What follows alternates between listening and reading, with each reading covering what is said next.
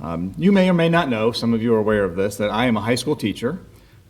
For the most part, most of my years of teaching, I have taught primarily seniors. And a portion of that job is something you may not ever think about, but I write lots and lots of recommendation letters. I'm going to guess I have written somewhere between 600 and 800 over my career. It's just part of the job. So I want to just share something real quick with you, and then I'll get into the lesson. When I write those, I've kind of, I guess, created a formula for in my head of how I write them. But I put together, there's 4 things I address in those letters. I talk about their academics, how their grades are and their ability to do well, their maturity, their responsibility, and how students accept ownership for what they do in school. Sometimes I'll talk about their extracurriculars, depending on the student, maybe sports or volunteering or even jobs or academic teams. And then I always try to put a personal note in there. Usually it's anecdotal of some kind, of something that demonstrates to whoever's reading it what kind of a individual I think this student is. So my question this morning is, you're probably wondering, what is he talking about? My question this morning is, what if you had to write a recommendation letter on your behalf to God? What would you put in it? And what should you put in it? And I just want to talk about that for a little bit this morning. And I'm going to use the format that I used to write my recommendation letters as I go through this. So the first thing I address is academics. What are their grades? So how are we graded? I don't get an A for being here. I don't get a C for sort of being here. But how are we graded? And you think about that. We don't get grades, but we are judged, and we are watched by God. And the idea is, how well do I keep God's commandments as I go through my daily walks of life? In John chapter 14 and verse 15, John records for us there that Jesus said, "If you love me, you will keep my commandments." That's what we're graded on. How well did I keep those commandments that I learned, that I've been exposed to, that I've read about, that I've been taught about? How did I keep those? We're not judged by the world's standards, and there's scriptures that talk to us about that. I wrote a couple down in Proverbs chapter 14, and you probably know this verse. In verse 12, "There is a way which seems right to a man, but its end is the way of death."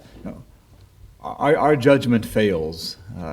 What the worldly status and my worldly reputation isn't that important in God's eyes. I need to have a good reputation, but it's not about wealth. It's not about fame. It's not about fortune. It's about how I serve God and how I kept His commandments. So when I'm writing this letter, do I talk about that? How well I've tried to keep the commandments, and when I've fallen short, what have I done about that? And keep in mind, as I write these letters for my students, I see them pretty much every day, and I get to know them pretty well. We are watched every day. God knows everything you do, and you need to be diligent about that. Paul, when he was writing to Timothy in 2 Timothy chapter 2 and verse 15, he wrote this. He said, "Be diligent to present yourself approved to God as a workman who does not need to be ashamed, accurately handling the word of truth." Every day, be diligent. I'm going to be, if you want to word it this way, graded every day on what I do, what I say, how I did it, and don't be fooled. There's going to be times when we tend to maybe cloud our own judgment. We need to be honest as we look at ourselves. Am I keeping the commandments that God has laid out there for me? And also recognize that you're going to be tested at times. We've been talking about this the last couple of weeks in the Sunday morning Bible study here. But you're going to be tested. There are going to be times when you have to take a test. Not a handwritten test like I give in school, but you're going to be taking a test of, did I get through this ordeal? Did I get through this trial? How did I handle things? Did I remain faithful as I handled those things? There's an interesting proverb, a verse in Proverbs chapter 17 that I thought sort of applied to this. In Proverbs 17, verse 3, the writer writes this, and this is just interesting. Listen to the end of this verse. He says, "The refining pot is for silver, and the furnace for gold, but the Lord tests hearts. And that's what goes on every day. Those tests may be hardships in your life, expectations that are out there, temptations that we all encounter those, maybe even just apathy. There are times when there's hills and valleys as we go through our spiritual life, and there are times when you run into those valleys where you have to understand that you are still accountable. You are still being judged. You're still being graded, if you will, even during those times. And we talked about this in the Bible class. The result of those tests is you glorify God as you handle them, and it builds you up. It makes you stronger. James addresses this in chapter 1, in those first couple of verses there. He says, I think this is in verse 3, he says, knowing the testing of your faith produces endurance. It's going to make me a stronger Christian, a more faithful Christian, able to handle things as they come down the road.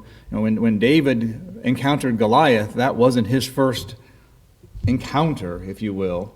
He had dealt with lions and bears as he was taking care of the sheep, and he built up that ability to face those dangers and to be able to handle such things. The other part of the letters that I write when I talk about academics isn't just grading and how I graded them, but their ability. This may shock you, but all kids don't use all of their abilities in school. Some of them slip by. I had a young man years ago who he was a really bright young man, and I said, why do you get C's all the time? He goes, if I ever get A's and B's, that's what my mom would expect. So he had the ability, and I got it, and he never did get A's or B's, he didn't care. But he had that ability. So there's an ability part to this too. And you know what? It's different spiritually than it is for me as a teacher. All I can comment on is what I see, what their actions are, what I hear them say, what I see them do. But that's not God's limitations. He isn't limited like I am when he goes to judge us. So when you're thinking about this letter, there's something else to be aware of. God knows every thought, every action, and every intent of the heart. The Hebrew writer in chapter 4, verse 12, writes this. He says, for the word of God is living and active and sharper than any two-edged sword, and piercing as far as the division of soul and spirit, of both joints and marrow, and able to judge the thoughts and the intentions of the heart. I can't do that with my students. I don't know their intentions. I don't know their thoughts unless they share them with me. When I write my letters, all I have access to is the actions. But God's not limited like that. So when we're writing our letter, and we're going to talk more about this, our recommendation letter to God, we have to understand that, yes, he sees my actions, but he knows what I'm thinking. And he knows why I do things, the intent. There's a word there, that intent. God has access to all aspects of our life. David, way back in the Psalms, wrote about this. If you go all the way back to Psalm 139, I'm going to read the first 4 verses of Psalm 139, but this is sort of what David is talking about way back then. He says, O Lord, verse 1, you have searched me and known me. You know when I sit down, you know when I rise up. You understand my thought from afar. You scrutinize my path and my lying down, and are intimately acquainted with all my ways. And listen to this last verse, verse 4. Even before there is a word on my tongue, behold, O Lord, you know it all. That's just, to me, that's humbling, to think about, before I say it, he knows it. As I'm thinking it, he knows it. Why I'm doing, he knows it. My own wife doesn't know what I'm thinking all the time, although sometimes it scares me what she knows. But she doesn't know everything I'm thinking. No one knows everything you're thinking, but God does. So as you're living your life and you're trying to do the will of God and living as a Christian, be aware of that. It's not just what other people see.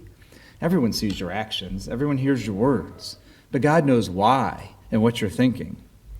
A little bit more about that idea of intent. What is that talking about? He knows the intent. He understands our motivation. why I'm doing what I'm doing. And that is to me, that's a not just humbling, but almost scary thought. Because sometimes, I'll admit this, I do things not always for the right reason. And no one else may know that. It may look really good to other people, but I may have had an ulterior motive somewhere, even if it was not even that important. But God knows. He is aware of why I do what I do. And so I'm thinking about this, why am I missing a service? I can tell you whatever I want, and I can make you believe probably whatever I want, but God knows. He knows why I'm not there. Why did I not pray more often? Why did I not visit somebody more often? Why, you fill in the blank there. Why did I do or not do something that I did? God knows my intents, why I'm doing these things. One more aspect here on the academics before we leave this part of the letter. The other thing I address sometimes is how well students study or prepare. Certainly that we can relate to that as Christians. In Acts 17, when Luke is writing there and he's discussing Paul's journey in Acts 17 and verse 11, he's talking about the Bereans. And he says this, he says, now these, the Bereans, he says, these were more noble-minded than those in Thessalonica. And he tells us why. We don't have to guess. He says, for they received the word with great eagerness, examining the scriptures daily to see whether these things were so. They studied. And they didn't have them. When their scriptures were the Old Testament, they were looking up what things were being said about the Old Testament and the prophecies and such. But they were looking to see if what Paul and those others who were preaching was true. They were studying. Plus, if you think about it, how else am I going to be graded if I don't know what I'm being graded on? I need to know the will of God. There's multiple verses throughout the Bible that talks about this. In John chapter 8, you will know the truth, and that's what will make you free. And I understand the context there is a little different than what I'm talking about here, but there's that idea of you need to know something. There needs to be a knowledge, and the only way that can happen is by study, by preparation. Coming to Bible class is good, but at home, what do I do at home? Do I take time to look at the Bible? Do I open the scriptures? Do I prepare for Bible class before I get here? Have I studied the Word? Do I do what I think I should or can do to prepare? I heard years and years and years ago a preacher say, ability plus opportunity is responsibility. And you have an ability that you can grow by studying and preparing. And then when you have opportunities, you can use that to fulfill your responsibilities. The second part of a letter that I address a lot is their maturity, and that may sound odd for talking about high school students, but there's a vast range of maturities levels in high school students, even with just seniors. How they handle things, how they accept responsibility for their actions, for their own learning, which is a big part of what I talk about sometimes in these letters. But how does that apply to us? Maturity. That word's used in the scriptures. The Hebrew writer addresses it. Chapter 6 of the Hebrew letter has a whole section that talks about this. The very first verse of Hebrews chapter 6 says, therefore, leaving the elementary teaching about the Christ, let us press on to maturity, to grow. That verse continues, it says, not laying again a foundation of repentance from dead works and faith towards God. You need to grow so that you don't find yourself needing to have the milk that a baby gets, that you can handle the meat, that you can understand things. And it's a continual process. You don't, the first day you open the Bible, you don't know it all. 50 years later, you don't know it all. But as you grow and you learn, you mature and you understand more. There are, my next birthday, I'm going to be 60. So some of you that's young, some of you that's not young. But I'm going to get there, I hope, maybe. And there are things that I understand about the scriptures now at 60 that I did not even sometimes think about when I was 18, 20, 25 years old. It hadn't come up in my life. It hadn't been discussed. I hadn't had to understand that and to make application of that. The scriptures make it very clear that we are to grow, to mature as Christians.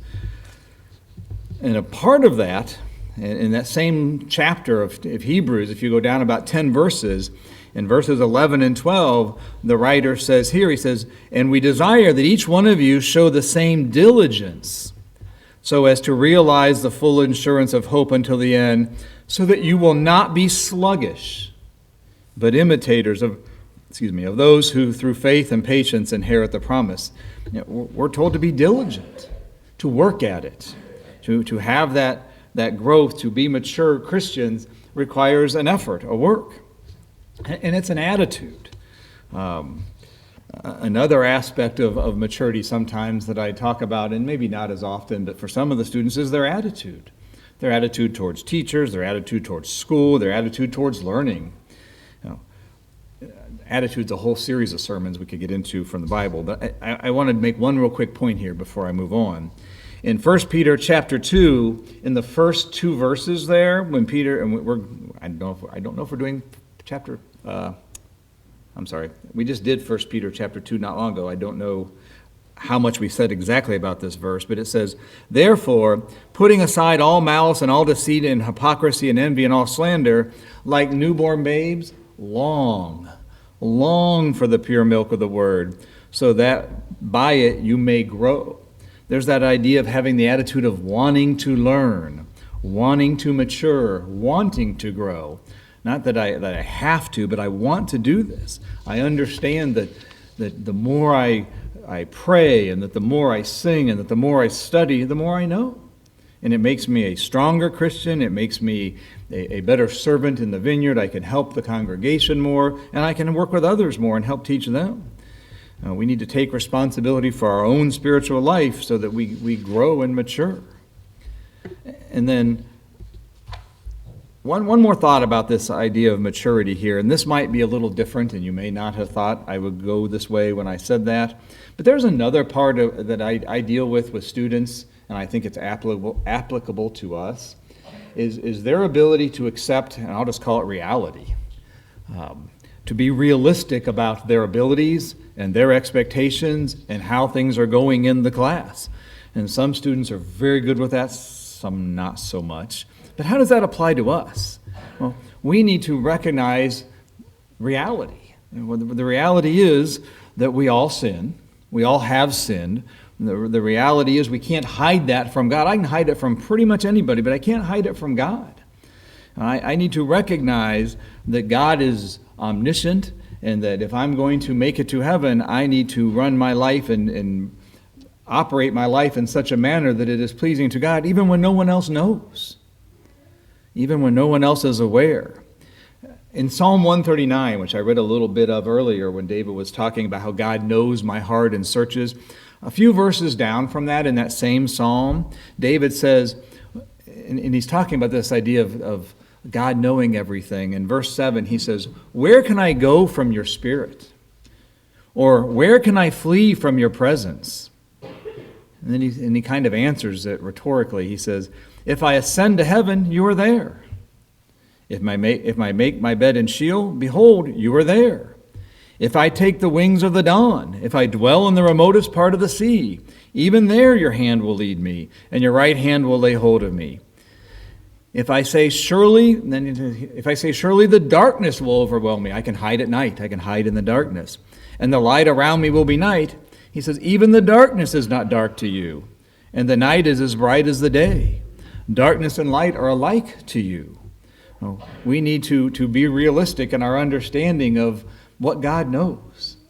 Sometimes I think it's easier for us to say, no one knows, and it looks good, but God knows. God knows why I did it. Even if nobody else on this planet knows what I did or why I did it, God does. And so we need to have that maturity and that understanding that is who our Maker is and who our Creator is, and defines how we should live. The third thing I talk about in letters sometimes, depending on the student, is their extracurriculars. What else are they doing besides in my room?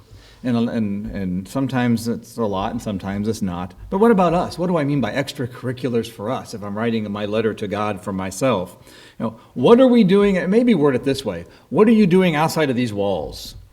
when you're not here with the saints, when you're not gathered with the congregation together, and you're out on your own, you're with your neighbors, you're at work, you're with your family, you're in an environment that isn't like this.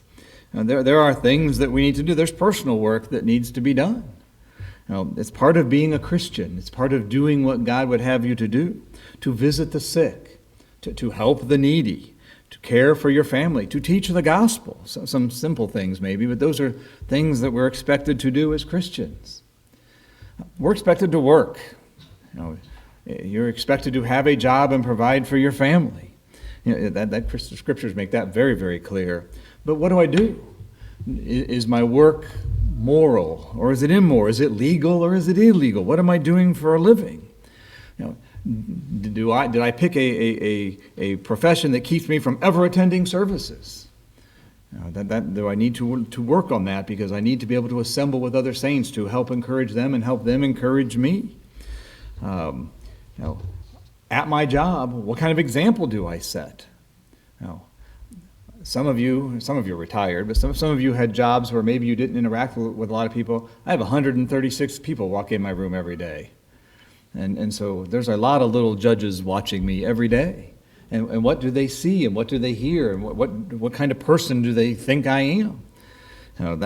I have colleagues who know me. There's people who know you at your job. When you're there, what kind of example do you set? Another extracurricular might be just, what do you do here in the services to help the congregation? As simple as, do I attend? Look, it is, and we all understand it is way more encouraging to walk into a building where there are 50 people than where there are 5. It just is. It's an encouragement to people who are there. And why am I not there? Because maybe I'm not there because of me, but I'm not helping them by not being there either. I'm not encouraging others. There are Christians who are sick and old and in pain and show up to services routinely. And they could stay home easily, say, my hip hurts today, I can't function, but they still show up. And they make it here. And it's a hardship for them sometimes. What an example that sets. I had one more real quick thought here under extracurricular, and I don't know, I wasn't going to include this. I had it in and out, and this morning I decided to put it back in. So something else that for us, I called it recreation. That may be the wrong word. I'm not always great with my words. But downtime. There is no doubt that we need downtime. Look, Jesus, there's times in the scriptures we read where he withdrew from his preaching, withdrew from his teaching, and went and sat on a hill by himself just to get away for a while. Just to maybe you and I would say to recharge our batteries, although I don't know that was why he was doing it. But that's part of our life. Nobody can go 24/7. You need to have some downtime. It might just be peaceful time. It might be hobbies, reading or cooking or things. It might actually be what you thought of when I said the word recreation, maybe golfing or hiking or knitting, or for me it's pickleball. So sorry, that's my thing. I enjoy playing pickleball, and that's 2 o'clock today. If anybody wants to play in, I hope. But those are recreations. There's nothing wrong with them. There's nothing wrong with doing something outside of your religious service to God. But how do you do it? What are you doing? Is your recreation something that is appropriate? Where are you doing it? And I thought of an example last night when I was going over this. There is nothing wrong with throwing darts. I'm terrible at it, by the way. Tracy beats me at that, but I don't. She has a dartboard. We haven't used it in a long time, but do you go to a bar to do that? Where do you do it? Those kind of things. With whom do you do it? There's scriptures. Paul told the Corinthians in chapter 15, and about halfway through that chapter or so, he says, "Evil companions corrupt good morals." Now, who are you doing that with? Are you letting them influence you? How is it influencing you?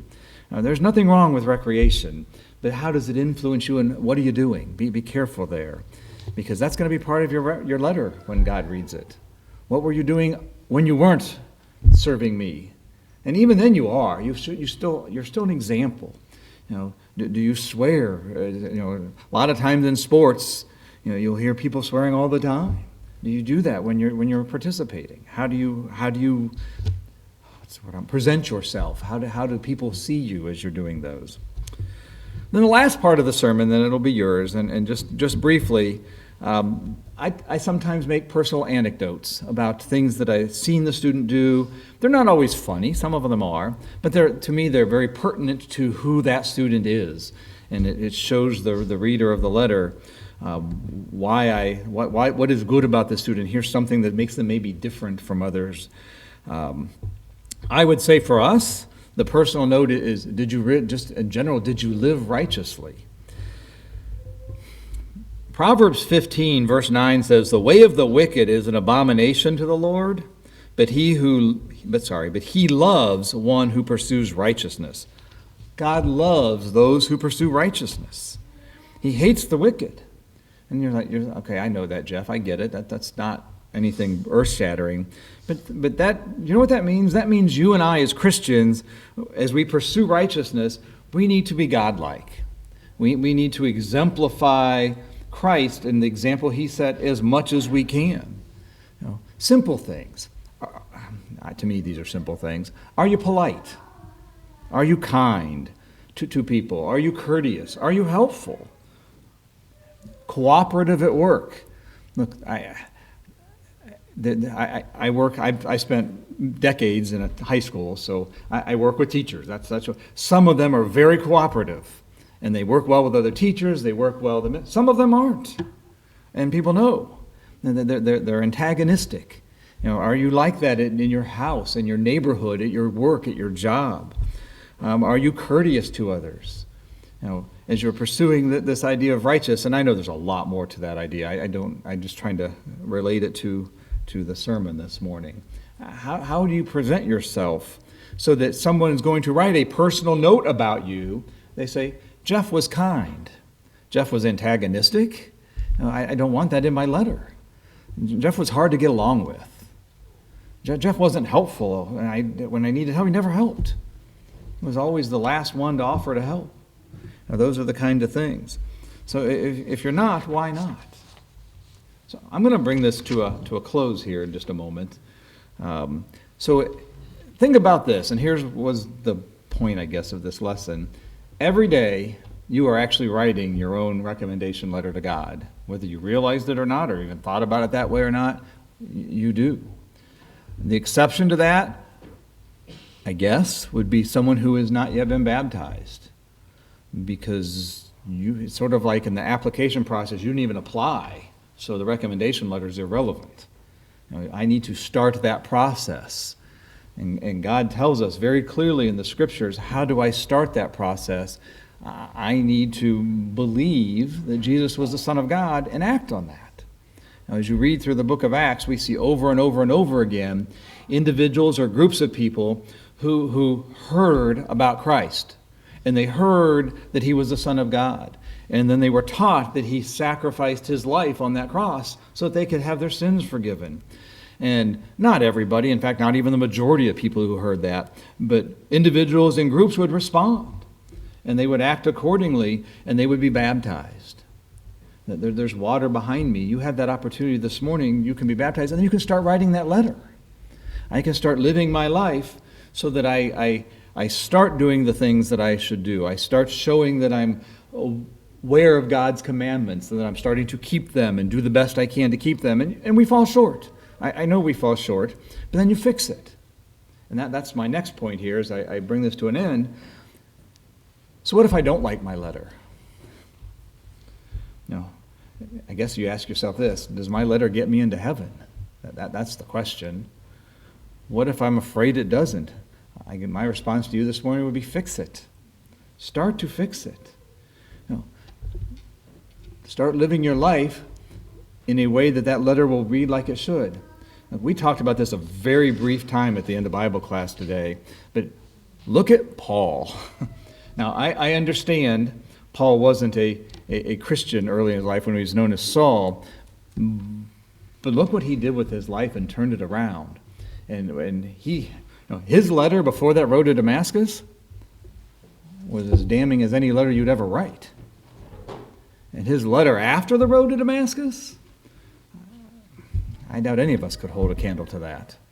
So I don't know where you are this morning. Maybe you have never been baptized and you have never put on the name of Christ. You have an opportunity to do so this morning. If you have already been baptized and you find yourself in needs of the prayers of this congregation, we have that opportunity afforded to you this time. If either of those needs are yours, we ask you to come forward as we sing number 593.